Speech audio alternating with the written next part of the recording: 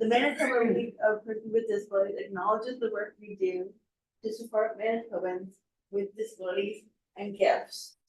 This work takes place on the traditional lands and waterways of the Anishinaabe, Cree, Oji Cree, Dakota, and Dene people, as well as the homeland of the Métis Nation. We respect the treaty's nature and all locations we are participating from, and we are grateful to work, live, and interact on this land. We acknowledge that the electricity we are using originates from the lands and waters across these territories, and the water we access originates from Shoal Lake 40%.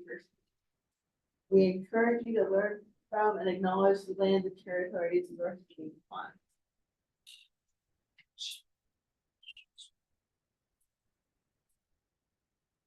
Right. There aren't any other items prior to the beginning of our webinar here. I think we'll start with the introductions. So everybody is going to introduce themselves for just a little minute, and we're going to start with Melanie.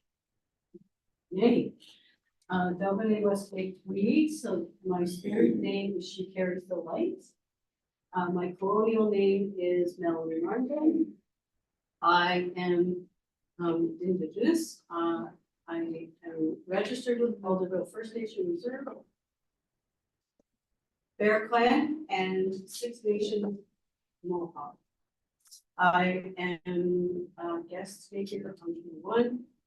My colors are brown, blue, and white. And today it's an honor for me to be able to share my story as a Kokum grandma, mother of 3, and a registered social worker with Anishinaabe Health Tomorrow. And I'm really looking forward to our conversations today as an Anishinaabe. Over to Louise. Bonjour. I'm itohtēwin, Northern Lights Woman of the Bear Clan, also known as Louise Mackay. I'm the daughter of Frank Mackay, and also known as Shinnenan and Maud Desjardins. I come from the Red River Settlement. I live in the community of St. Laurent, Manitoba, which is the center of the world, the center of Métis homeland. Welcome to my territory. I am a Michif woman. I speak my language, and I'm very happy to be here today. And now over to Tara. My name is Tara Petty, and I sit here today surrounded by these beautiful women for the second time when you come together. And I'm also joined by my son, who came along with me this morning, and he is diligently taking notes as we speak. Thank you. And now to Jeannie. Bonjour, thank you, Tara. And thank you everyone who's a part of this, sitting in this beautiful circle of strong Anishinaabe and Indigenous women and supports, and to our special guest, young what's Cassius. Very nice to meet you, Cassius. Thank you for being with us. Again, my name, I'm Jeannie Whitebird, and in my introduction, I said my spirit name, where I come from, a little bit about my children. My father was also Alan Whitebird. He was also from Rolling River First Nation. My mother, Mary Alvina Sincere Whitebird, she came from St. Laurent, Manitoba also. I'm also a second generation residential school survivor. And what we mean by that is that my father was in the residential school when he was young. And as a result of that, he lost his parenting skills. Those weren't taught to him, nor were they taught to my mother.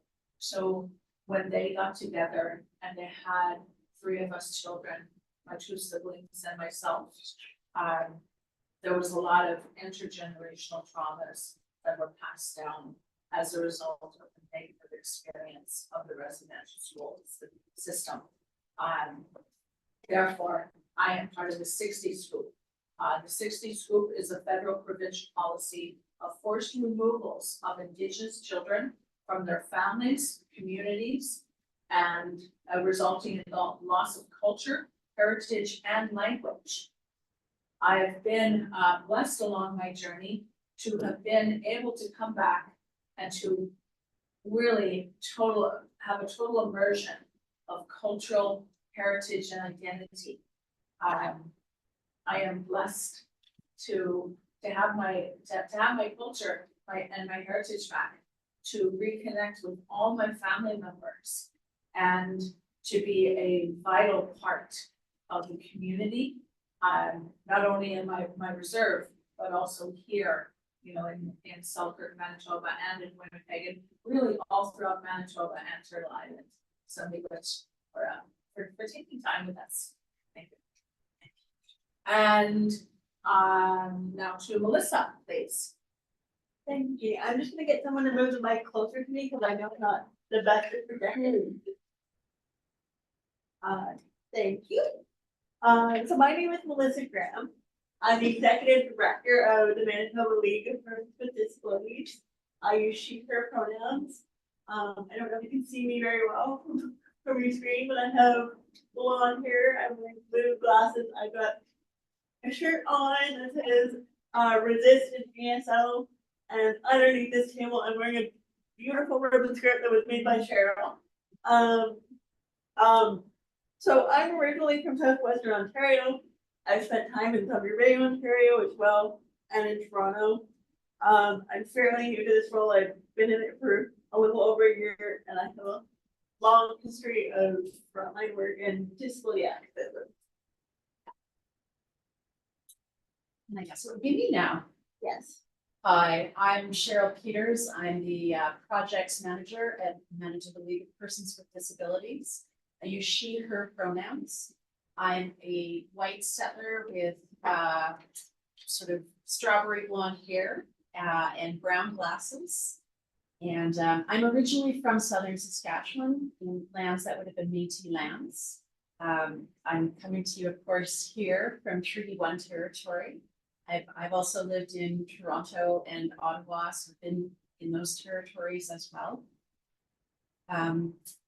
I've been with MLPD for a year, and a year ago is when we did our first webinar together, and I'm very excited to be doing this one with all these wonderful women again this year as well. All right. Now we're going to pass it on for individual stories. Each person is going to tell their story. And after that, we will have some time to potentially speak together or do a wrap up and closing. So right now, I'm going to pass this to Melanie to tell her story. So my story is about what my experiences are. However, I know that the experiences that I have experienced will also benefit people from an inclusive space. So I am registered with Aulavakhuta First Nation, and I say that again because I know I am white passing. And so it is important for me that I've been taught to identify who I am, because my identity is very important. From the perspective of being Indigenous, I am blind and visually impaired, and so those intersections are extremely important to acknowledge.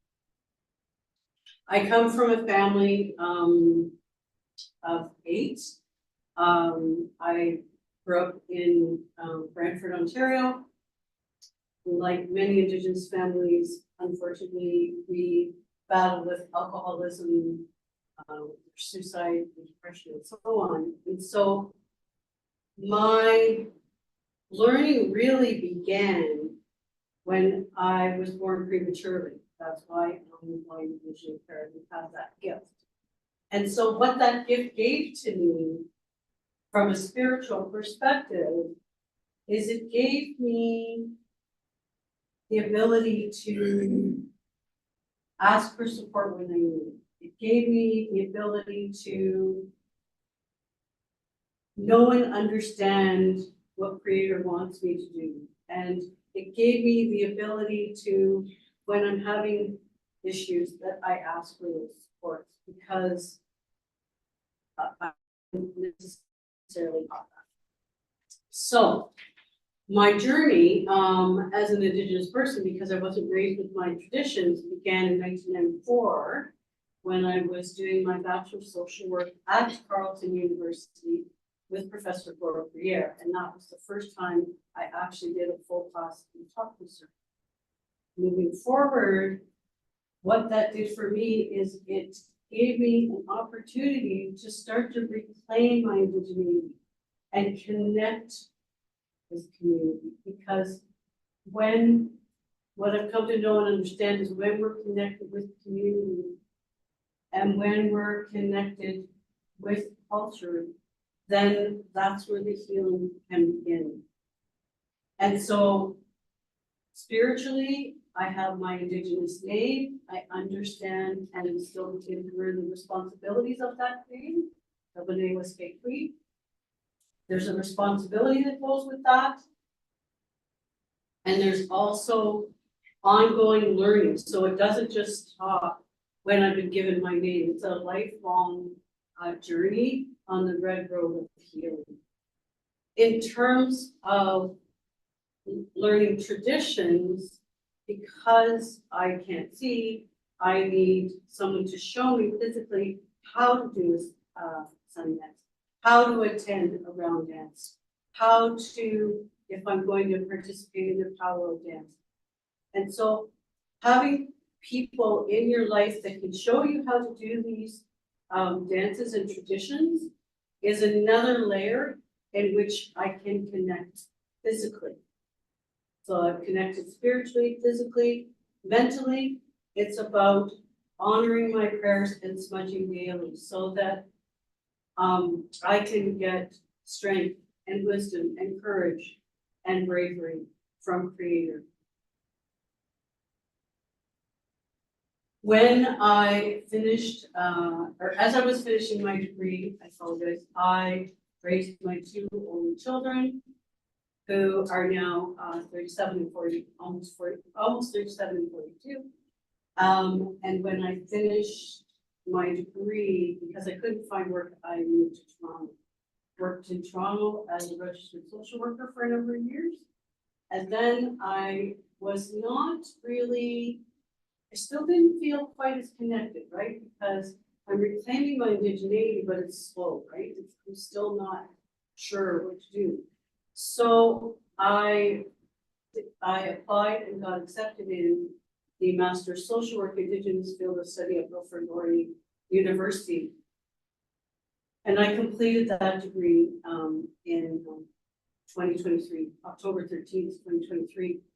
And because of that degree and because of all of the efforts that I'm putting in, I'm able to now feel that I am an Anishinaabe woman and that I can be connected to like-minded people and elders that are here and knowledge keepers. And I can be proud in the teachings that I have been taught through Ori and through other elders. And that teaching is about knowing that if I'm not sure what I need to do or where I need to go, I can put tobacco down on the land, ask for that. I can put cedar in my shoes if I'm feeling really nervous. as a traditional counselor at Anishinaabe Health Toronto, I use these teachings and my experiences of life to help and support other folks that I work alongside. Because with all of this, it's also about how can I now integrate being blind in these settings. So it's about what do I wear? What is it? What way do I turn when I'm in circle? And that is important to know because I'm not going to see that. And so I want to be respected in community. So that's my responsibility to say, okay, I need someone that can guide me through this process. That is really important. And at the same time, it's about humbling myself. So for me as an Anishinaabe woman,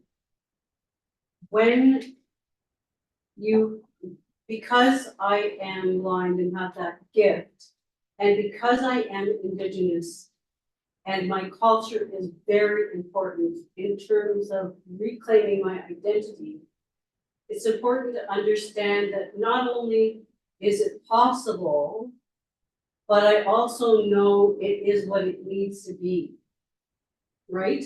So it's about, in the past, my mind would go to, I can attend a powwow, well, I don't know which way to go, I don't know anybody there, I'm not going to be welcome, right?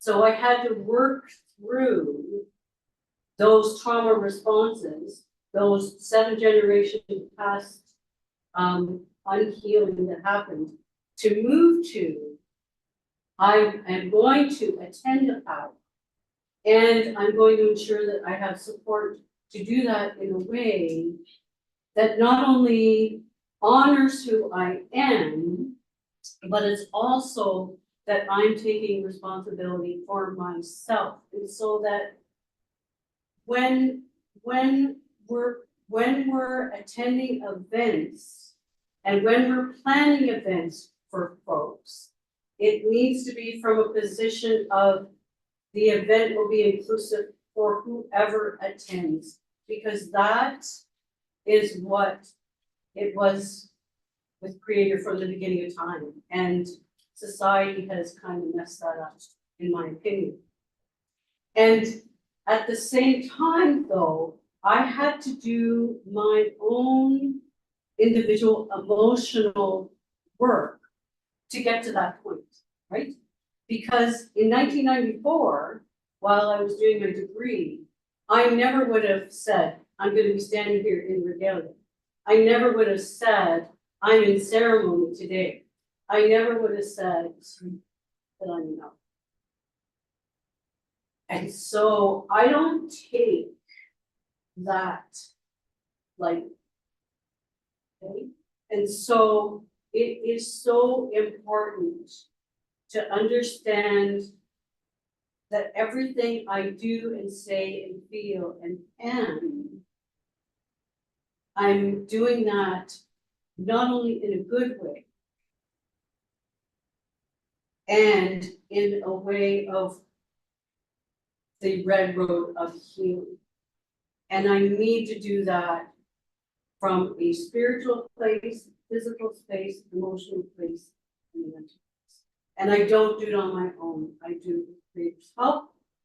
I do it because I ask for support. I do it because it's important to me as a traditional counselor to not just walk and support people. It's about me living what I say I'm going to do. So I'm not doing my work from 9 to 5 and then going home and just the person who I am is who I am all day long. And so that means being humble. It also means being willing to look at the things that I needed to work on emotionally. It means being brave and saying, I have done things in the past that aren't the best, and I can move forward with Creator's help. Because that's what it's about. And it's also about that I can be supportive to folks as someone that has the gift as being blind, or visually impaired. It's not from a perspective of pity. It's about we are all inclusively working together. I am so honored and privileged to be able to share my story because I know that many people don't always know what to do. They don't always know what to ask. And I'm saying it's now about works and ceremonies, and we are here. And that's why Creator has brought me here, as Stephanie was complete to shake hands with us. Me much. Over to Louise. Once again, my name is itohtēwin, Louise Mackay. Now I want to say. I heard that. I think you heard that one. Now, just to keep it short, one of the things I want to say that you've taught us or reminded us about is the norm is not always okay. Right? We all strive for the norm. We want to reach the norm. We want to do what is normal, right? And we want to do what is acceptable to everybody. And what you're saying is the norm is not what we should strive for, right? Break the ceiling, open the door.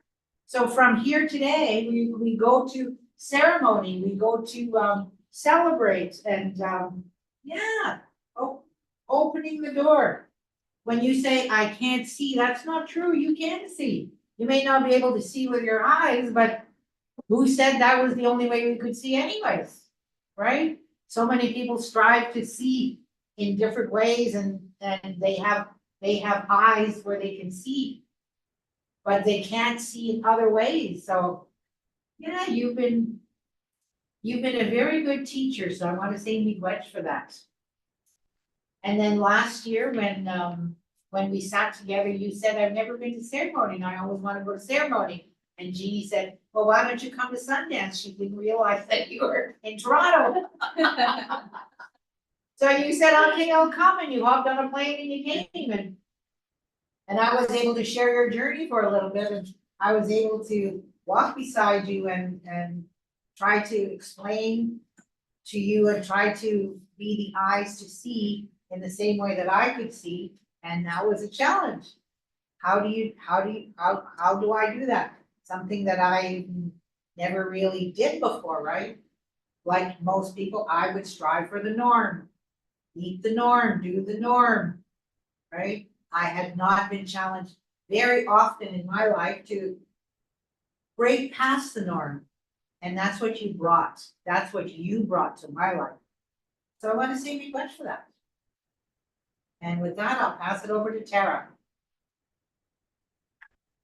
Again, my name is Tara, and I wanted to also introduce my son. While we were doing our introductions, he wrote down a little introduction. And he wanted to say, good morning, my name is Cassius Petty. I'm 13 years old and I'm in grade 8, but this is for my mom.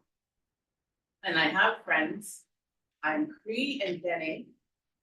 My cookum came from George Gordon's in Saskatchewan in Treaty 4. And my dad's mom, or my grandma, is from northern Manitoba, Barrenlands First Nation in Treaty 5. I'm the one with the galaxy hat and a blue shirt. Our worlds continue to be in constant motion, with things happening frequently that can change the way we think things should turn out.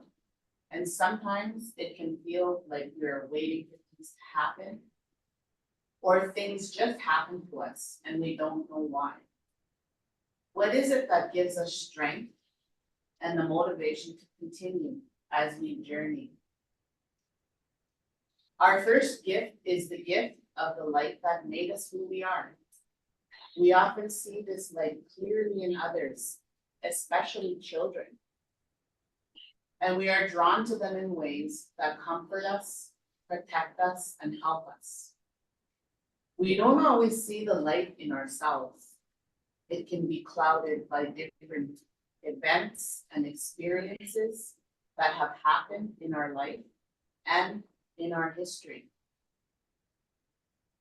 We see the things around us, people's lives and technology, big homes, things on display that give us feelings of, is that how I'm supposed to be?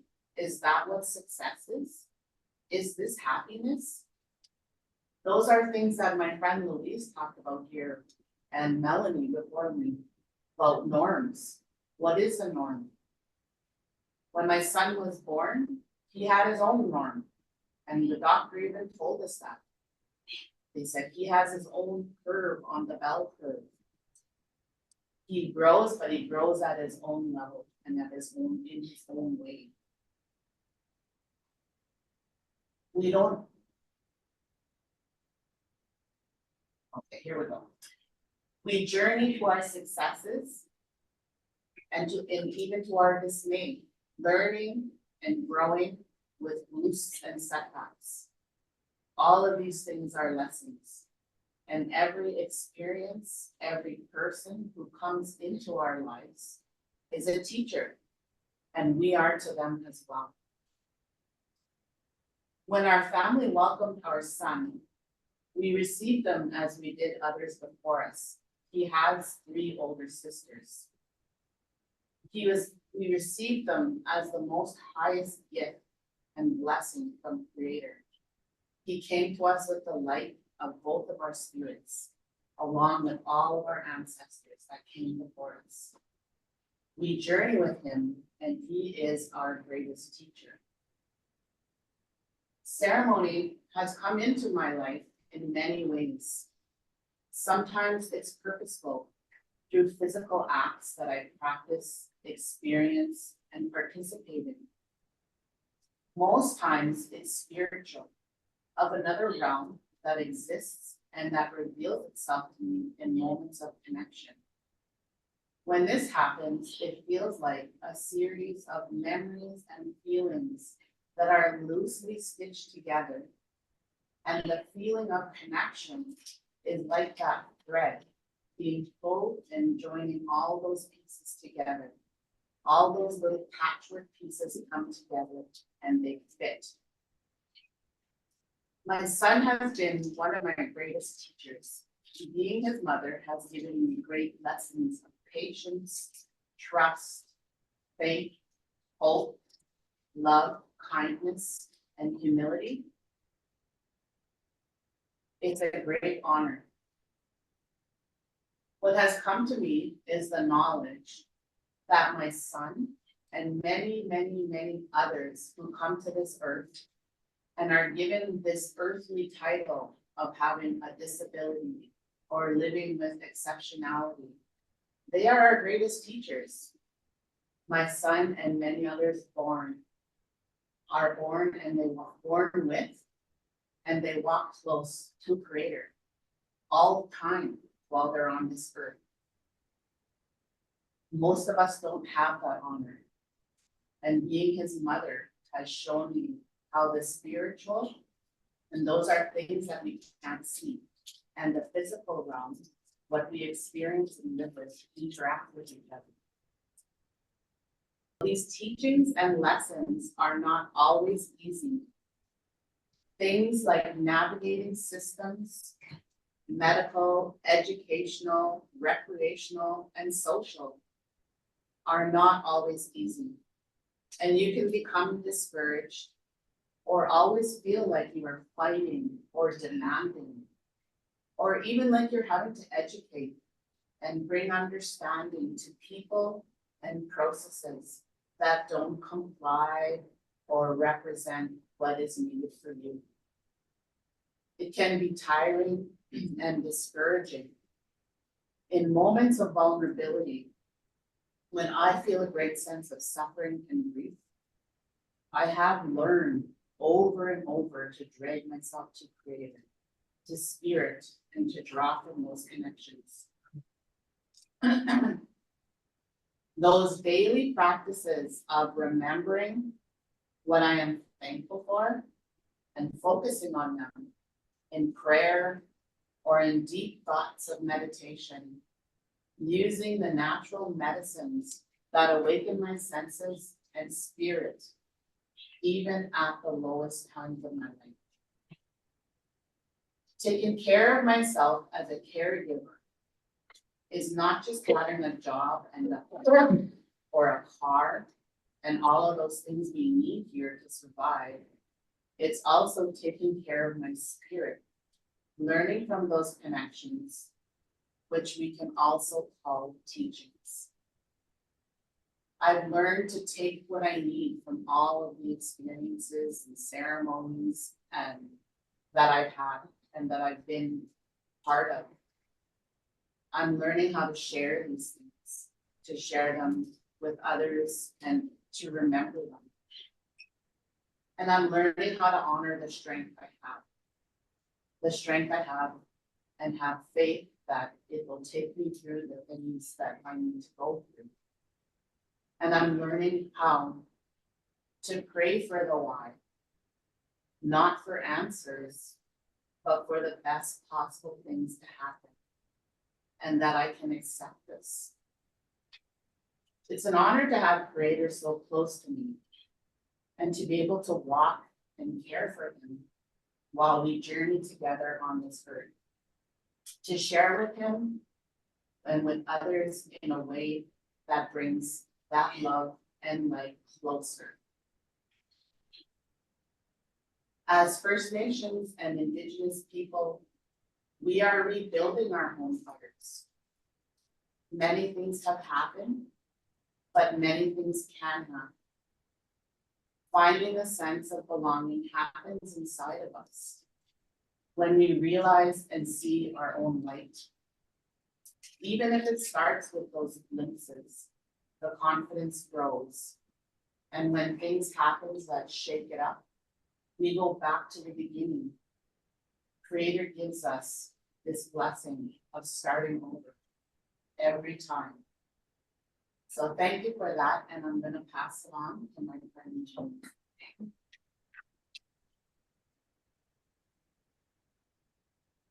I want to say begrudge to everyone who has shared, and the energy here is so beautiful.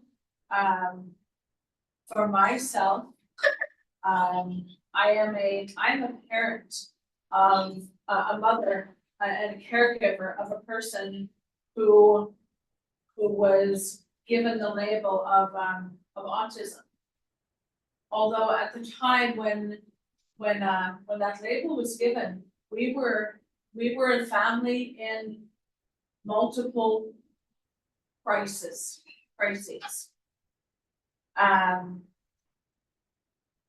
I couldn't see beyond my own pain at the time.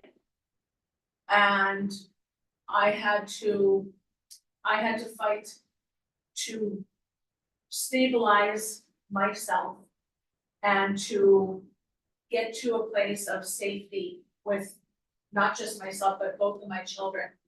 I also have a daughter, and you know, they were very young when we were stabilizing. In that time, my son had withdrawn, and he went to a place deep within himself. And he chose to no longer communicate. And that was his place of safety. At the time, it didn't occur to me that many years earlier, when I was his same age, I too, my family was in crisis.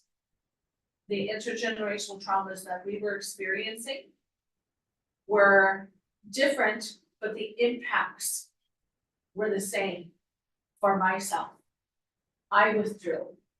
I didn't connect my son's behavior and withdrawing to my own that I did when I was his age. I'm sharing part of this because I feel our path would have been so much easier had I been educated as a mother, had I been provided support in the community and within my family. Had we been given that support, my son's path would have been so much easier. And we would have flourished earlier as a family. I don't regret our path. I don't regret, and I don't look back in animosity toward the people who were surrounding myself and my children. I know that we grew in strength and perseverance. I know that the Spirit was present within all of us and not only guiding, but also protecting us in ways that no system could hear around us. I feel that had we been able to had better cultural supports at the time, I would have been able to see the way he conducted himself as a way of protecting his spirit. And he has an incredible spirit. He shares that with me, and it engulfs our home. We have been stable for a very long time. That's the part that I share with other family members who are also experiencing similar paths that I did, that we did. I feel that all I need to do, one of the things that I really want to do is to look and to be more aware of where it is that our community members are at and how to reach out to them and to be open to seeing the ones who are so ready to be welcomed in. They're searching, just as we were searching for our connection to community. We were searching for a connection, a way to ceremony. I thought that we wouldn't be able to go into ceremony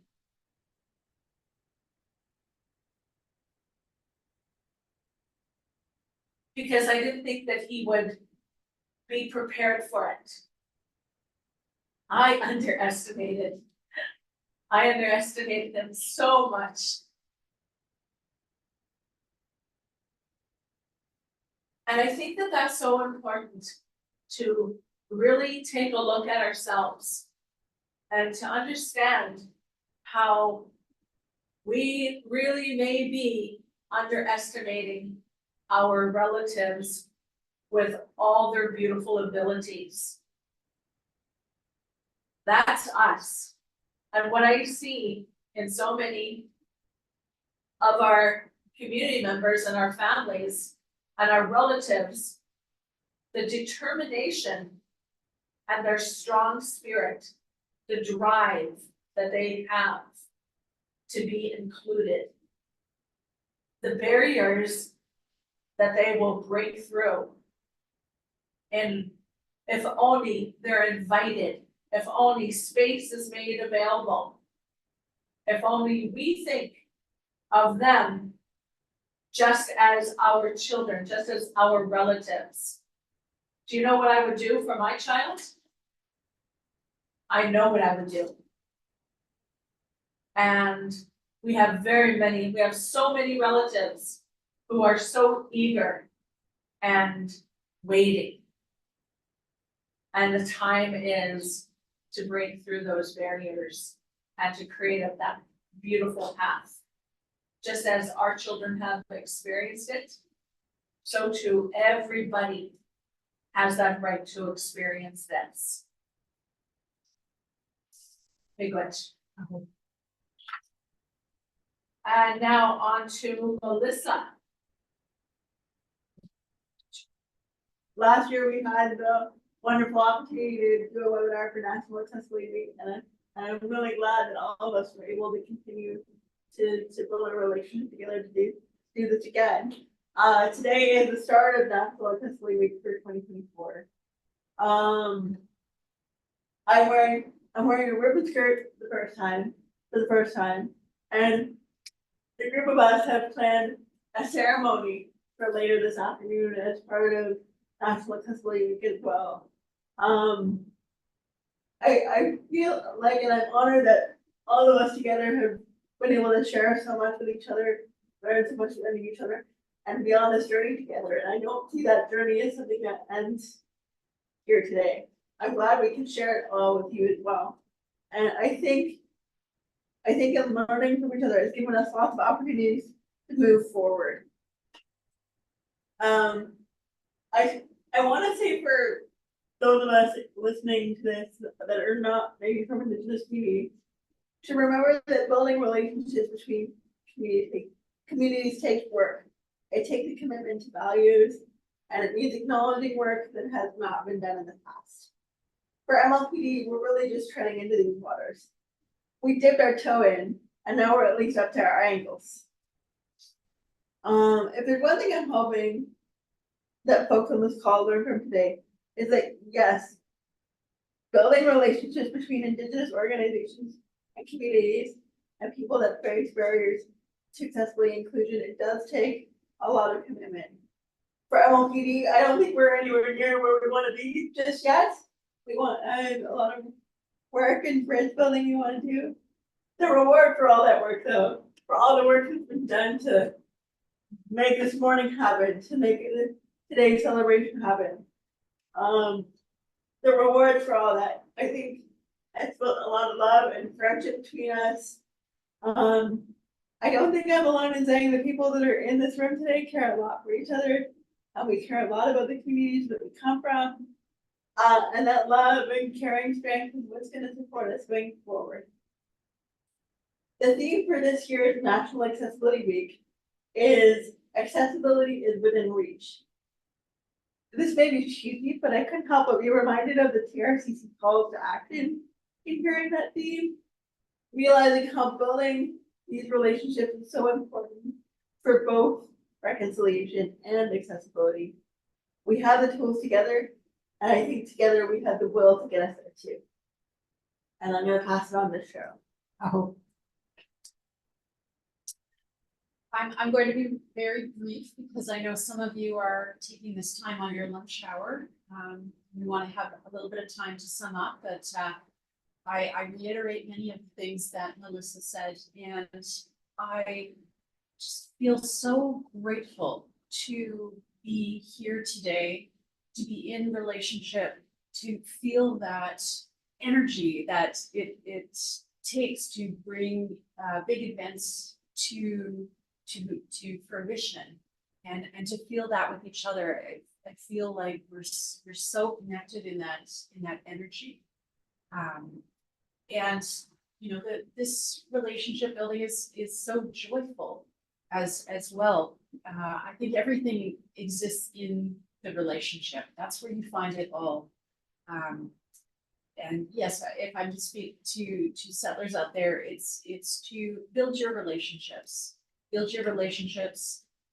You'll make mistakes sometimes.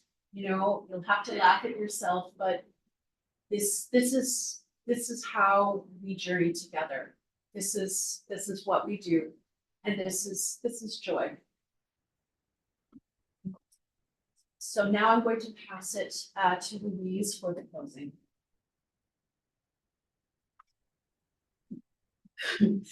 I just want to reiterate that reconciliation is about you and me. Reconciliation is not just about me, and it's not just about you. It's about us working together. So when you look in the room, we have different color of faces, different abilities in the people that sit here. But you know what? We're just a group of people here doing our thing, right? And what we're wanting to do is we're wanting to open that door. When Mel said that the theme is accessibility is within reach, you know what? I'm responsible for that. You're responsible for that. So for me to be responsible, I need to step outside of myself. And those were the things I heard around this table. One of the big things is when we see a butterfly, the butterfly is so beautiful. We see all their colors and everything. When we think about the caterpillar, we think about, you see the colors and you see the little fur on the caterpillar and you see it just slowly going forward, right? Then all of a sudden that caterpillar starts to cocoon and it builds a cocoon and it goes inside its cocoon for a while. And then a little while later, boom, out comes that butterfly with all those colors.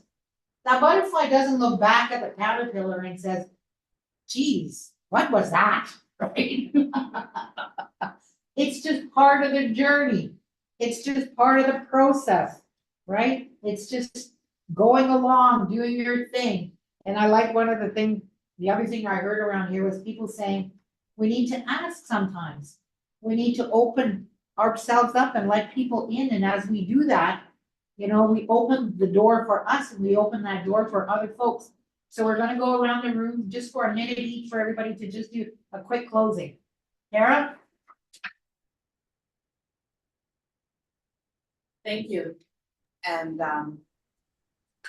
I would like to bring like a lot of expressive gratitude and thankfulness for being able to come today. I spend a lot of time thinking about, why am I here? Do I deserve to be here? What am I gonna say? And when we do come together, it all comes together.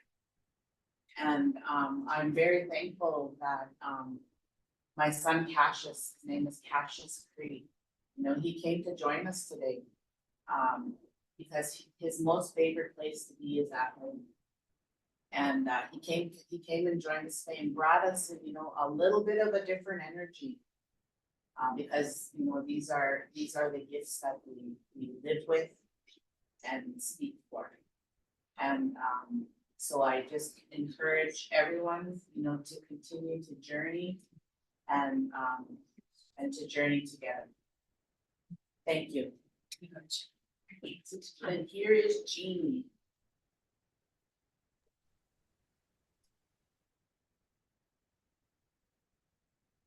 Okay, what a beautiful way to end this time together.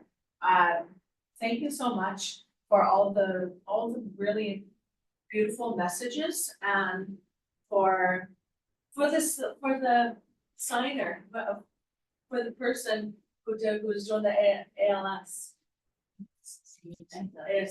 ASL, beautiful. Thank you for giving your gifts. I look forward to meeting people, and perhaps one day we can have an in-person gathering where we can meet one another and see each other and hear one another and just sit next to each other in all our beautiful gifts. Voyaj. And to No. Melissa. Okay. You're last.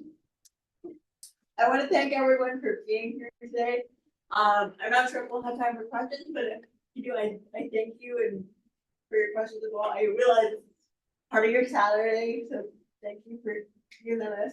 And I want to thank again for everyone around this table for sharing your time and their knowledge, not just with all of you, but with us as well. I think Carol and I would both agree we've grown a lot in this process. A little emotional for me. It's a wet rainy day. Our ceremony for this afternoon is still on. So for those of you that are local, if you're still hoping to join us, we hope you can be there. And I'll pass it on now. So this journey together with the webinars has been an incredible experience. It has personally given me an opportunity to share more of my story in hopes that the words that I have offered and the teachings that I have given can not only support others in community, and also when you're in situations where you're not sure how to handle things, you can ask questions. And you can say to yourself, is this an attitudinal barrier? Is this a systemic issue? Is this an experience of someone that's blind that's experiencing discrimination? Is it a time where you can say, hey, can I give you a hand? From a supportive lens, not a pity lens. For me, as an Anishinaabe woman, I'm honored to do the healing that I've meant to do and will continue to do. And I'm grateful for that opportunity to not only continue to heal, but also to have built relationships and a community, a family of everyone in this room, because everyone has touched me deeply. And we do this work in a way that's in a good place, with an open mind and an open heart and an open spirit. And we do this work in a good way because we know that many Indigenous communities are hurting. And when we heal ourselves, then we can be there for them. And so I just give gratitude for everyone that's taken the time to attend the webinar, to have an open mind and heart, to listen and to take in and reflect. Thank you.